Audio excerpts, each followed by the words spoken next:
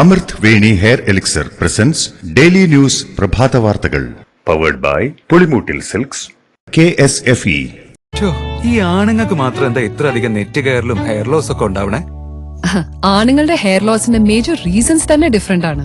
സ്കാൽപ്പിലുള്ള 5 alpha reductase എന്ന enzyme നിങ്ങളുടെ ഹോർമോണുമായി ചേർന്ന് ഹെയർ ഫോളിക്കിൾസിനെ ചുരുക്കുന്നു. Amrit Veni hair elixir for men use ചെയ്യൂ. പുരുഷന്മാർക്ക് വേണ്ടി ബയോടെക്നോളജി പ്രകാരം പ്രത്യേകം ഡെവലപ്പ് ചെയ്തത്.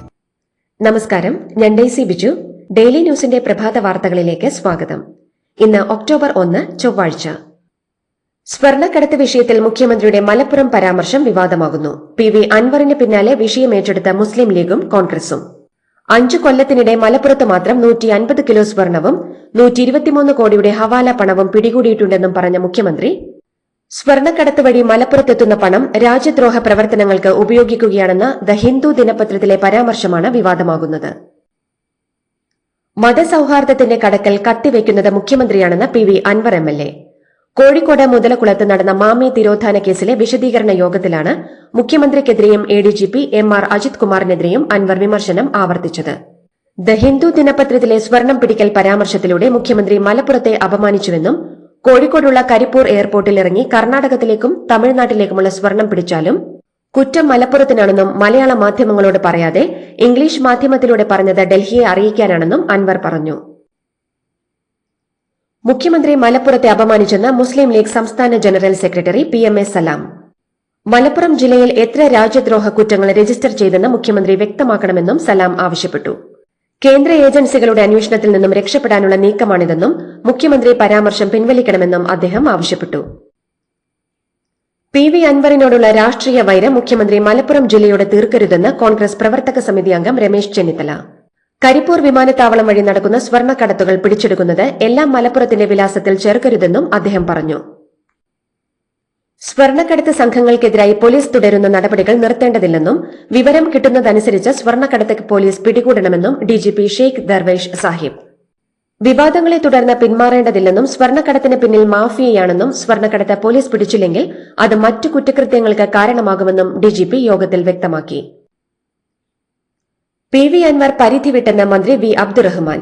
പേര് നോക്കി വർഗീയവാദിയാക്കുന്ന അനുഭവം തനിക്കറിയില്ലെന്നും മന്ത്രി പറഞ്ഞു. മലപ്പുറത്തെ പോലീസിനെ കുറിച്ച് അൻവർ ആവശ്യപ്പെട്ടതെല്ലാം ചെയ്തിട്ടുണ്ടെന്നും അന്വേഷണത്തിൽ കുറ്റക്കാരെന്ന് കണ്ടെത്തിയാൽ നടപടികൾ ഉറപ്പാണെന്നും മന്ത്രി പറഞ്ഞു. PV അൻവറിന്റെ നീക്കത്തിന് പിന്നിൽ SDPIയും ജമാഅത്തെ ഇസ്ലാമിയും അടക്കമുള്ള മതമൌലികവാദ സംഘടനകളാണെന്ന് പാലോളി മുഹമ്മദ് കുട്ടി. നാട്ടിൽ ഭിന്നിപ്പുണ്ടാക്കി നേട്ടം കൊയ്യുകയാണ് ഇവരുടെ ലക്ഷ്യം. നിസ്കാരം തടയാൻ പാർട്ടി ശ്രമിച്ചെന്ന ആരോപണം വില കുറഞ്ഞതാണെന്നും പാലോളി മുഹമ്മദ് കുട്ടി ആരോപിച്ചു. മാമി കേസിൽ നിലവിലെ അന്വേഷണത്തിൽ ഒരു ചുക്കും നടക്കില്ലെന്ന് PV അൻവർ. ADGP അജിത്തിന് മുകളിൽ പരുന്തും പറക്കില്ലെന്നും മുഖ്യമന്ത്രി ക്രിമിനലായ ഒരാളെ കെട്ടിപ്പിടിച്ചിരിക്കുകയാണെന്നും അൻവർ ആരോപിച്ചു. മുതലക്കുളത്തിൽ മാമി കേസ് തിരോധാന കേസുമായി ബന്ധപ്പെട്ടുള്ള വിശദീകരണ യോഗത്തിലാണ് അൻവറിന്റെ പരാമർശം. നടൻ സിദ്ദിഖിന് സുപ്രീം കോടതി അനുവദിച്ചത് ഇടക്കാല ജാമ്യം. മ്യൂസിയം പോലീസ് സ്റ്റേഷനിൽ രജിസ്റ്റർ ചെയ്ത ബലാത്സംഗ കേസിൽ സിദ്ദിഖിനെ അറസ്റ്റ് ചെയ്താൽ ജാമ്യത്തിൽ വിടണമെന്ന് സുപ്രീം കോടതി നിർദ്ദേശിച്ചു. ജാമ്യവ്യവസ്ഥ വിചാരണ കോടതിക്ക് തീരുമാനിക്കാമെന്നും സുപ്രീം കോടതി അറിയിച്ചു. അന്വേഷണ ഉദ്യോഗസ്ഥർ ആവശ്യപ്പെടുമ്പോൾ അവർക്ക് മുന്നിൽ സിദ്ദിഖ് ഹാജരാകണമെന്നും സുപ്രീം കോടതി നിർദ്ദേശിച്ചു. ബലാത്സംഗ കേസിലെ പ്രതി നടൻ സിദ്ദിഖ് അന്വേഷണ സംഘത്തിന് മുന്നിൽ ഹാജരാകുമെന്ന് റിപ്പോർട്ട്. അറസ്റ്റ് തടഞ്ഞുള്ള സുപ്രീം കോടതി ഉത്തരവിന്റെ പകർപ്പ് ലഭിച്ചതിന് ശേഷമായിരിക്കും ഇക്കാര്യത്തിൽ തീരുമാനമെടുക്കുക. തിരുവനന്തപുരം SITക്ക് മുൻപാകെയാകും ഹാജരാവുകയെന്നാണ് വിവരം.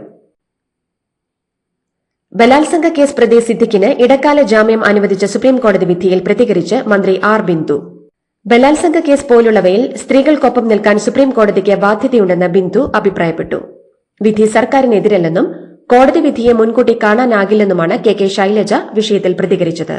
അതേസമയം ഹേമ കമ്മിറ്റി നിയോഗിച്ചതിൽ സർക്കാരിനെ അഭിനന്ദിക്കണമെന്നും ശൈലജ ചൂണ്ടിക്കാട്ടി. നടൻ ജാഫർ ഇടുക്കിക്കെതിരെ ലൈംഗിക അതിക്രമ പരാതിയുമായി ആലുവ സ്വദേശിയായ നടി. ജാഫർ ഇടുക്കിക്കെതിരായ പരാതി പ്രത്യേക അന്വേഷണ സംഘത്തിനും SITക്കും നടി ഇമെയിലായി അയച്ചു. നേരത്തെ ബാലചന്ദ്രമേനോൻ, മുകേഷ്, ജയസൂര്യ എന്നിവരടക്കം 7 പേർക്കെതിരെ ബലാത്സംഗ കുറ്റമടക്കം ആരോപിച്ച് നടി പരാതി നൽകിയിരുന്നു.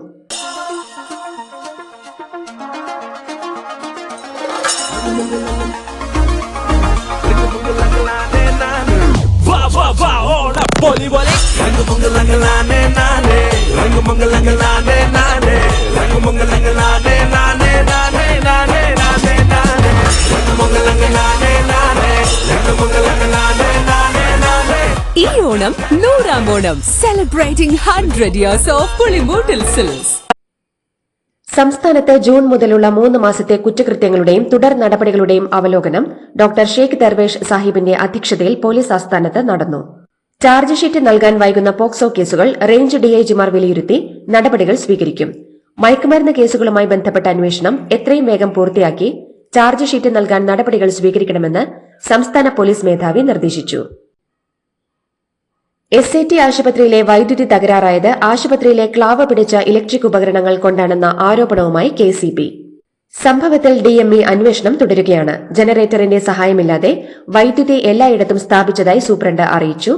ആരോഗ്യവകുപ്പിന് കനത്ത നാണക്കേടുണ്ടായ സംഭവത്തിൽ കടുത്ത നടപടികൾ ഉണ്ടാകുമെന്നാണ് മന്ത്രിയുടെ ഓഫീസ് നൽകുന്ന സൂചന.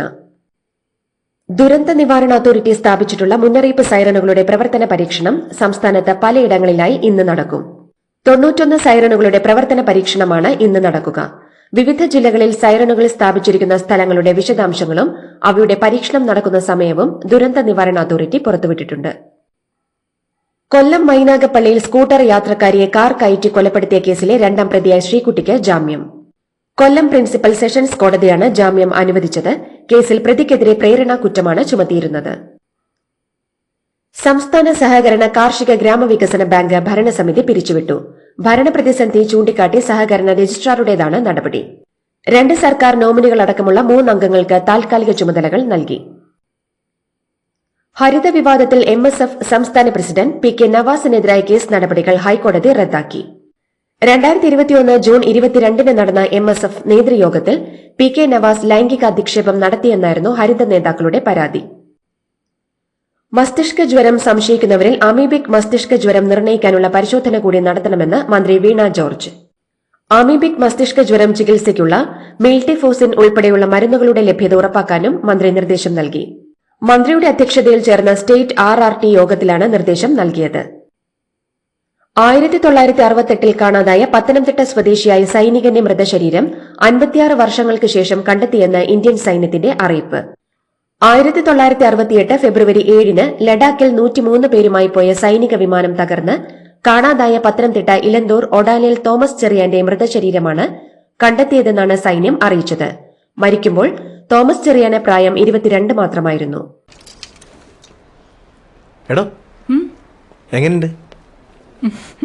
ഓണത്തിന് ഇതാണോ എടുക്കുന്നേ? ഓണക്കോടി വരും. അതെ, 10-ൽ ഒരാൾക്ക് ഈ സീരീസിൽ ഓണക്കോടി സമ്മാനം. മെഗാ സമ്മാനമാണെങ്കിലോ പുതുപുത്തൻ ബെൻസ് കാർ, 2ാം സമ്മാനം ഇന്നോവ ക്രിസ്റ്റ, അതും 17. ഇത്തവണ സമ്മാനങ്ങളുടെ നക്ഷത്ര തിലക്കവുമായി KSFE ഗാലക്സി ചിട്ടികൾ. വയനാട് ദുരന്തമുണ്ടായി 2 മാസം പിന്നിട്ടിട്ടും കേന്ദ്ര സഹായം വൈകുന്നതിനെതിരെ വിമർശനം ഉയരുന്നതിനിടെ 3 സംസ്ഥാനങ്ങൾക്ക് പ്രളയ ദുരിതാശ്വാസം പ്രഖ്യാപിച്ച് കേന്ദ്ര സർക്കാർ. ഗുജറാത്തിന് 600 കോടിയും മണിപ്പൂരിന് 50 കോടിയും ത്രിപുരയ്ക്ക് 25 കോടിയുമാണ് കേന്ദ്ര സർക്കാർ പ്രഖ്യാപിച്ചത്. കേരളം ഉൾപ്പെടെ മറ്റ് സംസ്ഥാനങ്ങൾക്ക് കേന്ദ്ര സംഘത്തിന്റെ റിപ്പോർട്ട് കിട്ടിയ ശേഷം തുക അനുവദിക്കുമെന്നാണ് കേന്ദ്ര ആഭ്യന്തര മന്ത്രാലയം അറിയിച്ചത്. ഷിരൂരിലെ മണ്ണിടിച്ചിലിൽ കാണാതായ ജഗന്നാഥനും ലോകേഷിനും വേണ്ടി ഗംഗാവലി പുഴയിൽ തെരച്ചിൽ തുടരുന്നതിനിടെ 2 എല്ലുകൾ കണ്ടെത്തി. മനുഷ്യന്റെ ശരീരഭാഗമാണോ എന്നത് സ്ഥിരീകരിക്കാൻ എല്ല് ഫോറൻസിക് സർജന് കൈമാറിയിരിക്കുകയാണ്. റായ്പൂരിൽ സ്റ്റേറ്റ് ബാങ്ക് ഓഫ് ഇന്ത്യയുടെ ബ്രാഞ്ച് എന്ന വ്യാജേന പ്രവർത്തിച്ച തട്ടിപ്പ് സ്ഥാപനം പോലീസ് പൂട്ടിച്ചു. 3 പേർക്കെതിരെ കേസെടുത്തു. ഛത്തീസ്ഗഡിലെ ശക്തി ജില്ലയിലാണ് സംഭവം. തിരുപ്പതി ലഡു വിവാദത്തിൽ ആന്ധ്രാപ്രദേശ് മുഖ്യമന്ത്രി ചന്ദ്രബാബു നായിഡുവിനെതിരെ രൂക്ഷ വിമർശനവുമായി സുപ്രീംകോടതി. പ്രത്യേക അന്വേഷണ സംഘത്തെ നിയോഗിക്കുന്നതിന് മുൻപായി ലഡുവിൽ മൃഗക്കൊഴുപ്പെന്ന പരസ്യ പ്രസ്താവന മുഖ്യമന്ത്രി നടത്തിയത് എന്ത് തെളിവിന്റെ അടിസ്ഥാനത്തിലാണെന്ന് കോടതി ആരാഞ്ഞു. ദൈവങ്ങളെ രാഷ്ട്രീയത്തിൽ നിന്നും മാറ്റി നിർത്തണമെന്നും മതവും രാഷ്ട്രീയവും കൂട്ടിക്കലർത്താൻ അനുവദിക്കില്ലെന്നും കോടതി വ്യക്തമാക്കി. ബുൾഡോസറുകൾ ഉപയോഗിച്ച് നിർമ്മിതികൾ പൊളിക്കുന്ന വിഷയത്തിൽ അസം സർക്കാരിന് സുപ്രീംകോടതി കോടതിയെ ലക്ഷ്യ നോട്ടീസ് അയച്ചു. കോടതികളുടെ മുൻകൂർ അനുമതി കൂടാതെ പൊളിക്കൽ നടപടി കൈക്കൊള്ളരുതെന്ന സുപ്രീംകോടതി ഉത്തരവ് ലംഘിച്ചെന്ന് കാണിച്ച് അസം സ്വദേശികളായ 47 പേർ കോടതിയെ സമീപിച്ചതിന് പിന്നാലെയാണ് ഇത്. കർണാടക മുഖ്യമന്ത്രി സിദ്ധരാമയ്യക്കെതിരെ ED അന്വേഷണം.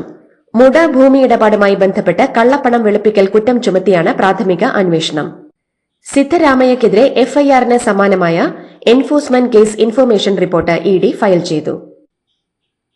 ജമ്മുകാശ്മീർ നിയമസഭാ തെരഞ്ഞെടുപ്പിനുള്ള അവസാനഘട്ട വോട്ടെടുപ്പ് ഇന്ന്. 40 മണ്ഡലങ്ങളാണ് 3ാം ഘട്ടത്തിൽ വിധിയെഴുതുന്നത്.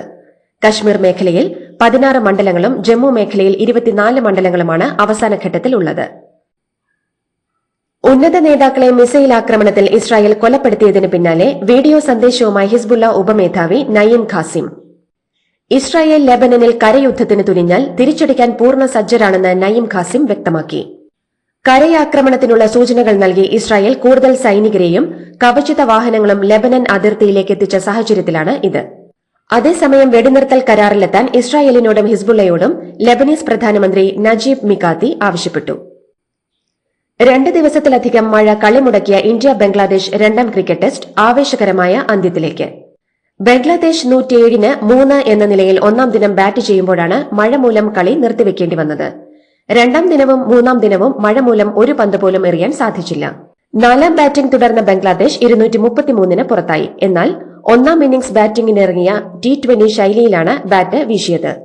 34.4 ഓവറിൽ 9 വിക്കറ്റ് നഷ്ടത്തിൽ 285 റൺസെടുത്ത ഇന്ത്യ ഒന്നാം ഇന്നിംഗ്സ് ഡിക്ലയർ ചെയ്ത് ബംഗ്ലാദേശിനെ രണ്ടാം ഇന്നിംഗ്സിന് അയച്ചു.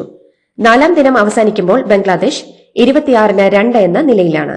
ഇതോടുകൂടി ഡെയിലി ന്യൂസിന്റെ ഇന്നത്തെ പ്രഭാത വാർത്തകൾ സമാപിക്കുന്നു.